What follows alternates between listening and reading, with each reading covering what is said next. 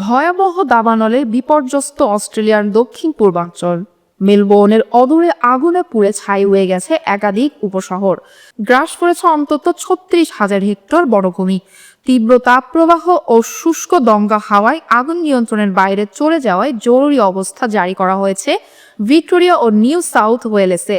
নিখোঁজ রয়েছেন অন্তত ৩০ জন গৃহহীন হাজারো মানুষ। বিস্তারিত দেখুন প্রতিবেদনে। ভয়াবহ দাবানলে পুড়ছে অস্ট্রেলিয়ার দক্ষিণ পূর্বাঞ্চল। এরই মধ্যে আগুনে পুড়ে ছাই হয়ে গেছে মেলবোর্নের অদূরে কয়েকটি উপশহর। দাবানল গ্রাস করেছে ৩৬,০০০ হেক্টর বনভূমি। অন্তত ৩ জন নিখোঁজ আছেন। প্রত্যন্ত এসব অঞ্চলে প্রবাসী বাংলাদেশিরা স্থায়ীভাবে বসবাস করেন না বলে জানা গেছে। নতুন বছরের শুরুতেই ভয়াবহ দাবানলের কবলে অস্ট্রেলিয়া। স্থানীয় সময় গত বুধবার মেলবোর্ন ও এর আশপাশের তাপমাত্রা ৪৩ ডিগ্রি ছাড়িয়ে যায়। তীব্র গরম আর শুষ্ক দমকা হাওয়ায় ভিক্টোরিয়া রাজ্যের বনভূমিতে দেখা দেয় দাবানল। নিয়ন্ত্রণহীন আগুনে মেলবোর্ন থেকে ১৭৫ কিলোমিটার উত্তরে লংউড ও রাফি উপশহর পুড়ে ছাই হয়ে গেছে বলে জানিয়েছে স্থানীয় কর্তৃপক্ষ।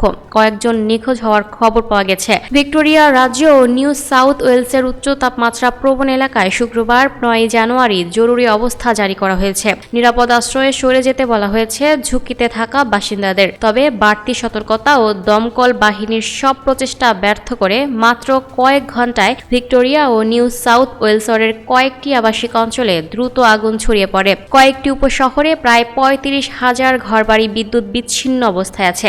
গৃহহীন অনেকেই কাছের আশ্রয় কেন্দ্রে অবস্থান নিয়েছেন। কেন্দ্রীয় সরকারের পক্ষ থেকে এরই মধ্যে সব ধরনের সহায়তার নিশ্চয়তা দেওয়া হয়েছে। প্রত্যন্ত এসব অঞ্চলে প্রবাসী বাংলাদেশিরা স্থায়ীভাবে বসবাস করে না বলে জানা গেছে। তীব্র দাবদাহের মধ্যে গ্রীষ্মমণ্ডলীয় ঘূর্ণিঝড়ের আশঙ্কা করছে আবহাওয়া অধিদপ্তর। Lucky Akter, up to date news, Dhaka. এই ছিল সর্বশেষ সংবাদ। পরবর্তী সংবাদ পেতে আপ টু ডেট নিউজের সাথেই থাকবেন। ধন্যবাদ।